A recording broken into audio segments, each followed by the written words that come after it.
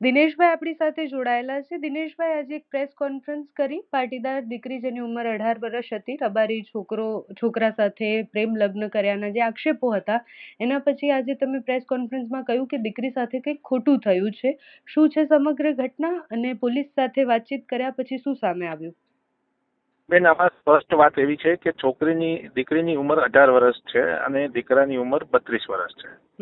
દીકરીને લગ્નના નામે બગાડી જવામાં આવ્યા પછી આજ સુધીમાં એના પરિવારની સામે, પોલીસ સ્ટેશનમાં કે ગુજરાતના કોઈ પણ સેન્ટરમાં એ દીકરીને રજૂ કરવામાં આવી નથી. સાથે સાથે ગઈકાલે એના મમ્મી પપ્પા અને એના પરિવારના લોકો જે રણછોડ રબારી કરીને ખીલીવાડ ગામના વતની છે, જે પગાડનાર દીકરાના વેવાય થાય છે, અને એ રણછોડ રબારીની દીકરા સમાજના આગેવાનો રણછોડભાઈ રબારીને ત્યાં ગયા. એ પ્રાથમિક શાળાના આચાર્ય તરીકે નોકરી કરે છે અને ત્યાં અમે પ્રાથમિક શાળામાં એને મળ્યા ત્યારે એમણે પોતે ભૂલ સ્વીકારી અને સ્પષ્ટ કીધેલું કે હું મારા દીકરાના લગ્ન માટેથી આ પગલું ભરી બેઠો છું. હું તમને 2 દિવસમાં આ દીકરી પરત અપાઈ દઉં છું. એ વાતની ઉપર અમે વિશ્વાસ કરીને એને 2 દિવસનો સમય આપ્યો. 2 દિવસ પછી જયારે ગઈકાલે ફરીથી એમના મમ્મી પપ્પા રણછોડભાઈની ઘરે ગયા ત્યારે રણછોડભાઈ પોતે ગુમ થયેલા છે અને એના ભાઈ રામજીભાઈએ દીકરીના મમ્મીને એવું કીધું કે અમારા સમાજમાં રિવાજ છે કે તમારે છૂટું કરવું હોય તો 25 લાખ રૂપિયા તમારે આપવા પડે. એના મમ્મીએ આજીજી કરી કે ભાઈ અમારી પાસે 25 લાખની વ્યવસ્થા નથી. ઓલરેડી જે દીકરીના દાગીના 17 તોલા જેવા છે તે દીકરી પોતે લઈને નીકળી ગઈ છે. ઘરની એક મરણ મૂડી રૂપિયાની જે 2,80,000 રૂપિયા ઘરમાં પડ્યા હતા એ પણ દીકરી લઈ ગઈ છે. તો હવે અમે ક્યાંથી પૈસા લાવીએ? જેને લઈને એ લોકોએ કીધેલું કે સમાજના રિવાજ મુજબ તમારે છૂટાછેડા જોતા હોય તો દીકરીને 25 લાખ રૂપિયા ભરવા પડશે.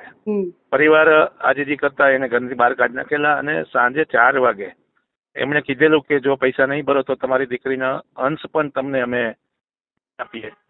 જેથી કરીને માતા પિતા ખૂબ જ ગંભીરતાપૂર્વક સમાજના આગેવાનોને ફોન કર્યો અને અમે લોકોએ જઈ અને LCB પોલીસને જાણ કરી. પોલીસ દ્વારા પણ ઘણા લાંબા સમયથી, એટલે કે 10-12 દિવસથી દીકરીની ભાળ મેળવવા માટે પ્રયાસો થઈ રહ્યા છે. હજી સુધી દીકરીને ફક્ત આપી દઈશું આશ્વાસન આપીને સમય કાઢી રહેવા આવ્યો છે. એટલે અમને દ્રઢપણે શંકા છે કે દીકરીને શું કામ રજૂ કરવામાં આવતી નથી, શું કામ દીકરીને સામે લાવવામાં આવતી નથી, શું કામ દીકરીનું નિવેદન આપવામાં આવતું નથી. આ તમામ બાબતો ઉપર અમે જયારે ગંભીરતાપૂર્વક વિચાર્યું ત્યારે ખેડા LCB પોલીસ અને કઠલાલ પોલીસને અમે લેખિતમાં ગઈકાલે સાંજે ફરિયાદ આપી હતી. રાતના ફરિયાદ આપી અને આજે 12 કલાક જેવો સમય થવા છતાં પણ હજુ સુધીમાં કોઈ પણ પ્રકારની એમના તરફથી દીકરીને રજૂ કરવા માટેની કોઈ કાર્યવાહી કરવામાં આવી નથી. જેથી અમને સંપૂર્ણપણે શંકા છે કે હવે દીકરીની સાથે કંઈક અઘટિત ઘટના બની છે. એ જે છોકરો જેની સાથે ગઈ હતી એ છોકરાનો કોન્ટેક્ટ થયો છે? એના પરિવારે કઈ કીધું કે છોકરો ક્યાં છે? છોકરા સાથે કઈ વાતચીત થઈ? છોકરાના પરિવારે, એના છોકરાના પપ્પા નથી, એના મામા સાથે રહે છે. એના મામાએ અમને કીધું કે ભાઈ અમે તો કંઈ ખબર જાણતા નથી, પણ આ રણછોડભાઈ બધી વાતમાં જાણે છે, તમે રણછોડભાઈનો સંપર્ક કરો. એટલે અમે લોકોએ રણછોડભાઈનો રૂબરૂ જઈને સમાજના 7 થી 8 આગેવાનો અમે રૂબરૂ મળ્યા અને રણછોડભાઈએ કીધું કે દીકરીને મેં જ સાચવી હતી અને હું જ એને મોડાસા પોલીસ સ્ટેશને લઈ ગયો હતો. એટલે બધા કાગળો મેં જ કરાવ્યા છે અને જે સાક્ષીઓ છે એ પણ રણછોડ રબારીના પરિવારના સભ્યો જ છે. એટલે જેને લઈને અમે એની સાથે વાતચીત કરતા એને અમને આવો જવાબ આપેલો છે. અને તમારું રબારી સમાજના કોઈ આગેવાન સાથે વાતચીત થઈ? કારણ કે આખી ઘટનામાં ઠાકરસિંહ રબારી થી લઈને ગોવા રબારી અને બધા જ લોકો હતા કે અમે દીકરીને પાછી અપાવીશું, એ કોઈ પણ સમાજની હોય. ઠાકરસિંહભાઈ સહિતના ઘણા બધા રબારી સમાજના સારા આગેવાનો સાથે અમે વાતચીત કરી. એમણે પણ આ લોકોનો સંપર્ક કરવાનો પ્રયાસ કરતા હજી સુધી એનો સંપર્ક થઈ શક્યો નથી એવું અમને જવાબ મળી રહ્યો છે. અમુક સમાજના આગેવાનોએ કીધેલું કે અમે સમાજ દબાણ કરીને દીકરીને પરત આપવાના પ્રયાસો કરીશું. પણ આજે 15 દિવસના સમયમાં કોઈ પણ પ્રકારની સફળતાના બદલે અમને વધારેમાં વધારે બ્લેકમેલિંગ થતું હોય એવું લાગી રહ્યું છે. સાથે દીકરી પાસે રહેલા દાગીના અને રોકડ રકમ ફક્ત એનો ઉદ્દેશ હોય એવું પણ અમને જણાઈ રહ્યું છે.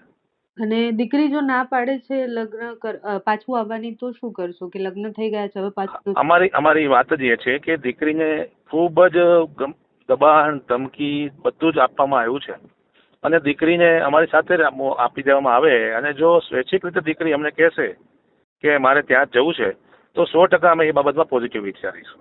પોલીસની કામગીરીને લઈને શું કહેશો? ખેડા પોલીસની કામગીરીમાં અમને સંતોષ છે. ખેડા પોલીસે ઘણા બધા પ્રયાસો કરીને અલગ અલગ લોકોને વાત કરીને પહોંચાડ્યા છે, પણ મોડાસા પોલીસ સ્ટેશનની અંદર રહેલા 3 પોલીસ કર્મીઓ જે દીકરીને હાજર કરતી વખતે મોડાસા પોલીસ સ્ટેશનમાંથી લઈને ભાગી ગયા હતા, એ પોલીસ લોકો પર અમને ખૂબ જ શંકા છે અને એ જ મુખ્ય આરોપી હોય એવું અમારું માનવું છે.